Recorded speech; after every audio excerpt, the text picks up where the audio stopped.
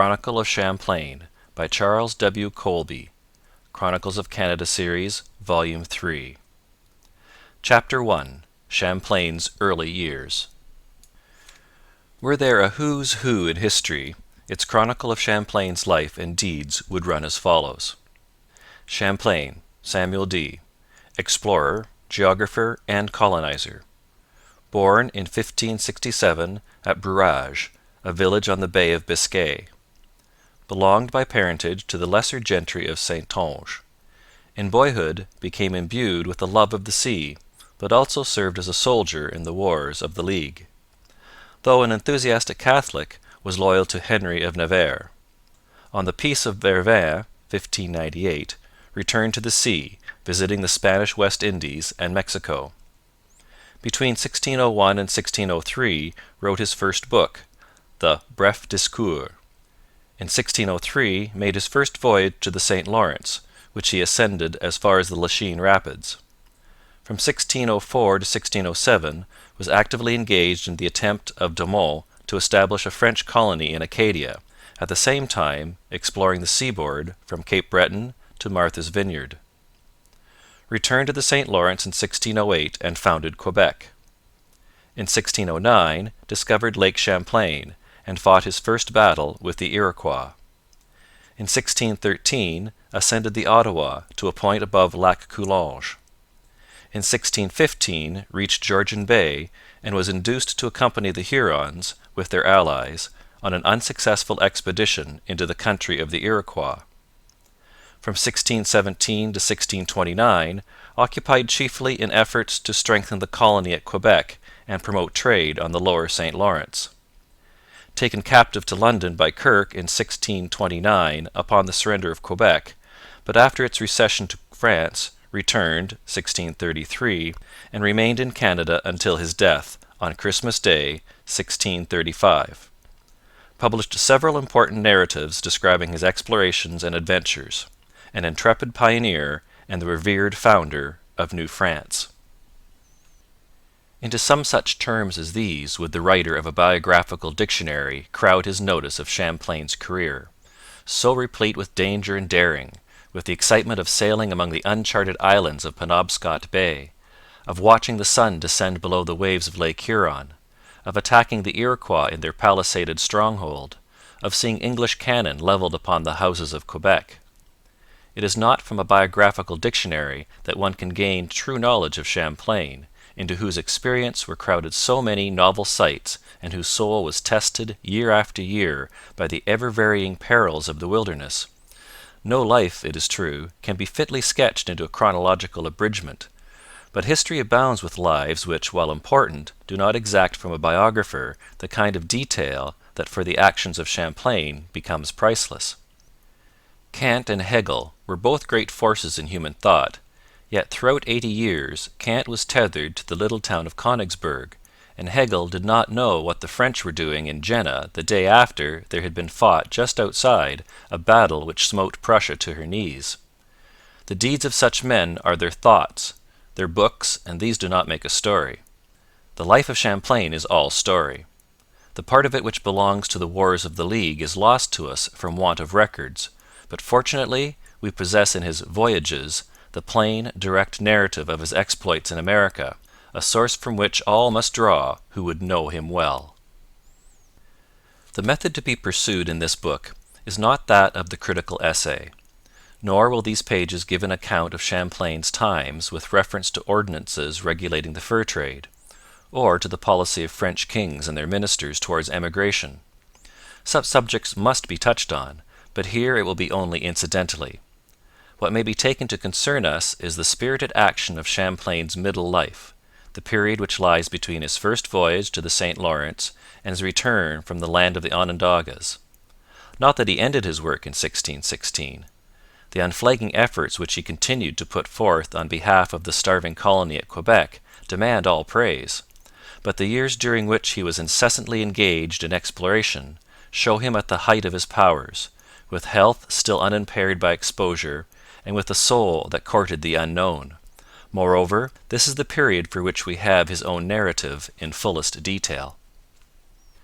Even were we seeking to set down every known fact regarding Champlain's early life, the task would not be long. Parkman, in referring to his origin, styles him a Catholic gentleman, with not even a footnote regarding his parentage. Footnote: It is hard to define Champlain's social status in a single word. Parkman, besides styling him a Catholic gentleman, speaks of him elsewhere as being within the pale of the noblesse. On the other hand, the Biographie Saintongeoise says that he came from a family of fishermen. The most important facts would seem to be these. In Champlain's own marriage contract, his father is styled Antoine de Champlain, Capitaine de la Marine. The same document styles Champlain himself Samuel de Champlain. A petition in which he asks for a continuation of his pension, circa 1630, styles him in its opening words Le Sieur de Champlain, and afterwards Le dit Sieur Champlain. In 2 places, while in 6 places it styles him Le dit Sieur de Champlain. Le Jeune calls him Monsieur de Champlain. It is clear that he was not a noble. It is also clear that he possessed sufficient social standing to warrant the use of de. On the title page of all his books after 1604 he is styled the Sieur de Champlain. End of footnote. Dion, in a biography of nearly 300 pages, does indeed mention the names of his father and mother, but dismisses his first 20 years in 20 lines, which say little more than that he learned letters and religion from the parish priest and a love of the sea from his father. Nor is it easy to enlarge these statements unless one chooses to make guesses as to whether or not Champlain's parents were Huguenots, because he was called Samuel, a favourite name with French Protestants. And this question is not worth discussion, since no one has, or can, cast a doubt upon the sincerity of his own devotion to the Catholic faith. In short, Champlain by birth was neither a peasant nor noble, but issued from a middle-class family, and his eyes turned towards the sea because his father was a mariner dwelling in the small seaport of Brouage.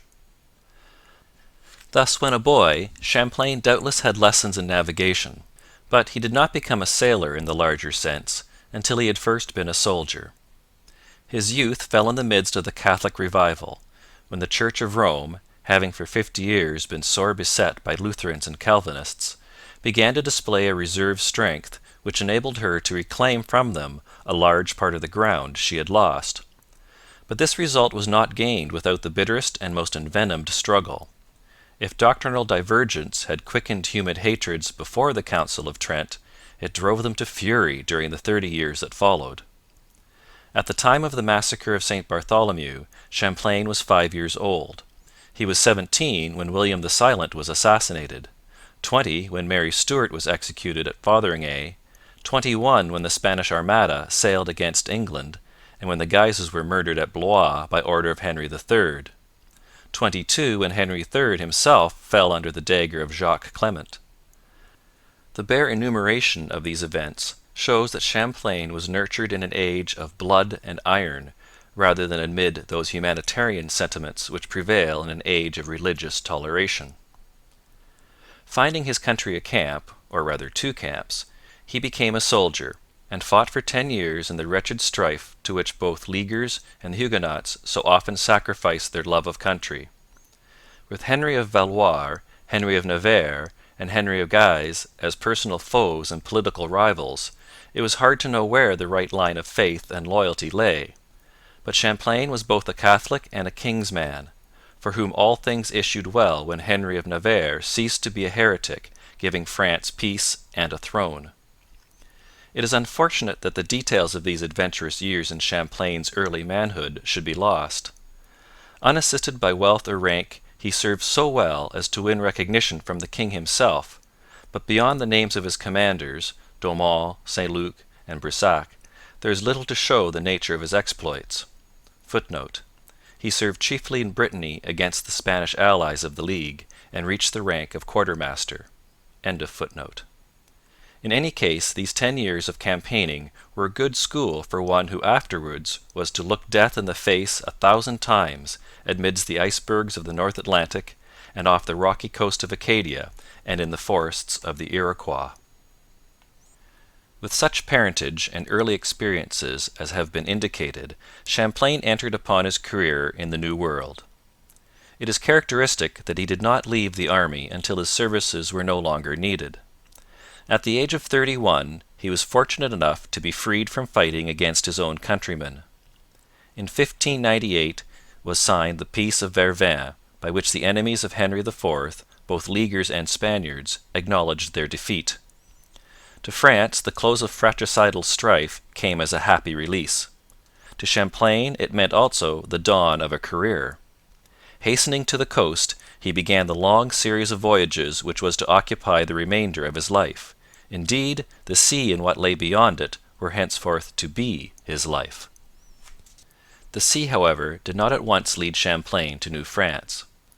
Provençal, his uncle, held high employment in the Spanish fleet, and through his assistance Champlain embarked at Blavet in Brittany for Cadiz, convoying Spanish soldiers who had served with the League in France. After 3 months at Seville he secured a Spanish commission as captain of a ship sailing for the West Indies. Under this appointment it was his duty to attend Don Francisco Colombo, who, with an armada of 20 galleons, sailed in January 1599 to protect Puerto Rico from the English. In the maritime strife of Spain and England, this expedition has no part that remains memorable. For Champlain it meant a first command at sea and a first glimpse of America. The record of this voyage was an incident of no less importance in Champlain's fortunes than the voyage itself. His cruisings in the Spanish Main gave him material for a little book, the Bref Discours, and the Bref Discours in turn advanced his career. Apart from any effect which it may have had in securing for him the title of Geographer to the King, it shows his own aspiration to be a geographer. Navigation can be regarded either as a science or a trade. For Champlain it was plainly a science, demanding care and observation and faithfulness of narrative. The Bref Discours was written immediately upon his return from the West Indies, while the events it describes were still fresh in mind. Appearing at a time when colonial secrets were carefully guarded, it gave France a glimpse of Spanish America from French eyes. For us it preserves Champlain's impressions of Mexico, Panama, and the Antilles. For Champlain himself it was a profession of faith, a statement that he had entered upon the honourable occupation of navigator. In other words, that he was to be classed neither with ship captains nor with traders, but with explorers and authors. It was in March 1601 that Champlain reached France on his return from the West Indies. The next 2 years he spent at home, occupied partly with the composition of his Bref Discours and partly with the quest of suitable employment. His avowed preference for the sea and the reputation which he had already gained as a navigator left no doubt as to the sphere of his future activities, but though eager to explore some portion of America on behalf of the French crown, the question of ways and means presented many difficulties. Chief among these was the fickleness of the king. Henry IV had great political intelligence, and moreover desired, in general, to befriend those who had proved loyal during his doubtful days. His political sagacity should have led him to see the value of colonial expansion, and his willingness to advance faithful followers should have brought Champlain something better than his pension and the title of geographer. But the problems of France were intricate, and what most appealed to the judgment of Henry was the need of domestic reorganization after a generation of slaughter which had left the land desolate. Hence, despite momentary impulses to vie with Spain and England in oversea expansion, he kept to the path of caution, avoiding any expenditure for colonies which could be made a drain upon the treasury, and leaving individual pioneers to bear the cost of planting his flag in new lands. In friendship likewise, his good impulses were subject to the vagaries of a mercurial temperament and a marked willingness to follow the line of least resistance. In the circumstances it is not strange that Champlain remained 2 years ashore. The man to whom he owed most at this juncture was Aymar de Chastes. Though Champlain had served the king faithfully, his youth and birth prevented him from doing more than belongs to the duty of a subaltern. But de Chastes, as governor of Dieppe, at a time when the League seemed everywhere triumphant, gave Henry aid which proved to be the means of raising him from the dust. It was a critical event for Champlain that early in 1603 De Chastes had determined to fit out an expedition to Canada. Piety and patriotism seem to have been his dominant motives, but an opening for profit was also offered by a monopoly of the Laurentian fur trade. During the Civil Wars Champlain's strength of character had become known at first hand to De Chastes, who both liked and admired him. Then, just at the right moment, he reached Fontainebleau, with his good record as a soldier and the added prestige which had come to him from his successful voyage to the West Indies. He and De Chastes concluded an agreement, the king's assent was specially given, and in the early spring of 1603 the founder of New France began his first voyage to the St Lawrence. Champlain was now definitely committed to the task of gaining for France a foothold in North America. This was to be his steady purpose, whether fortune frowned or smiled. At times circumstances seemed favourable, at other times they were most disheartening. Hence, if we are to understand his life and character, we must consider, however briefly, the conditions under which he worked. It cannot be said that Champlain was born out of his right time. His active years coincide with the most important, most exciting period in the colonial movement. At the outset, Spain had gone beyond all rivals in the race for the spoils of America. The first stage was marked by unexampled and spectacular profits. The bullion which flowed from Mexico and Peru was won by brutal cruelty to native races, but Europe accepted it as wealth poured forth in profusion from the mines. Thus the first conception of a colony was that of a marvellous treasure house where gold and silver lay piled up awaiting the arrival of a Cortez or a Pizarro. Unhappily, disillusion followed. Within 2 generations from the time of Columbus, it became clear that America did not yield bonanza to every adventurer. Yet throughout the 16th century there survived the dream of riches to be quickly gained. Wherever the European landed in America, he looked first of all for mines, as Frobisher did on the unpromising shores of Labrador. The precious metals proving elusive, his next recourse was to trade. Hawkins sought his profit from slaves. The French bought furs from the Indians at Tadoussac. Gosnold brought back from Cape Cod a mixed cargo of sassafras and cedar. But wealth from the mines and profits from a coasting trade were only a lure to the cupidity of Europe. Real colonies, containing the germ of a nation, could not be based on such foundations. Coligny saw this and conceived of America as a new home for the French race. Raleigh, the most versatile of the Elizabethans, lavished his wealth on the patriotic endeavour to make Virginia a strong and self-supporting community. 'I shall yet live to see it an English nation,' he wrote, at the very moment when Champlain was first dreaming of the St Lawrence. Coligny and Raleigh were both constructive statesmen. The one was murdered before he could found such a colony as his thought presaged. The other perished on the scaffold, though not before he had sowed the seed of an American empire, for Raleigh was the first to teach that agriculture, not mines, is the true basis of a colony. In itself his colony on Roanoke Island was a failure, but the idea of Roanoke was Raleigh's greatest legacy to the English race. With the dawn of the 17th century, events came thick and fast. It was a time when the maritime states of Western Europe were all keenly interested in America, without having any clear idea of the problem. Raleigh, the one man who had a grasp of the situation, entered upon his tragic imprisonment in the same year that Champlain made his first voyage to the St Lawrence. But while thought was confused and policy unsettled, action could no longer be postponed. The one fact which England, France, and Holland could not neglect was that to the north of Florida no European colony existed on the American coast. Urging each of these states to establish settlements in a tract so vast and untenanted was the double desire to possess and to prevent one's neighbour from possessing. On the other hand, caution raised doubts as to the balance of cost and gain. The governments were ready to accept the glory and advantage if private persons were prepared to take the risk. Individual speculators, very conscious of the risk, demanded a monopoly of trade before agreeing to plant a colony. But this caused a new difficulty. The moment a monopoly was granted, unlicensed traders raised an outcry and upbraided the government for injustice. Such were the problems, upon the successful or unsuccessful solution of which depended enormous national interests, and each country faced them according to its institutions, rulers, and racial genius.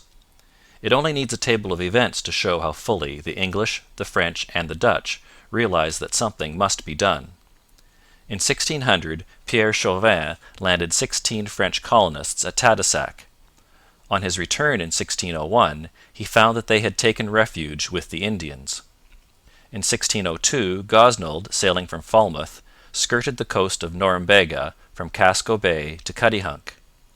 In 1603 the ships of De Chastes, with Champlain aboard, spent the summer in the St Lawrence, while during the same season Martin Pring took a cargo of sassafras in Massachusetts Bay. From 1604 to 1607 the French under De Monts, Poutrincourt, and Champlain were actively engaged in the attempt to colonize Acadia.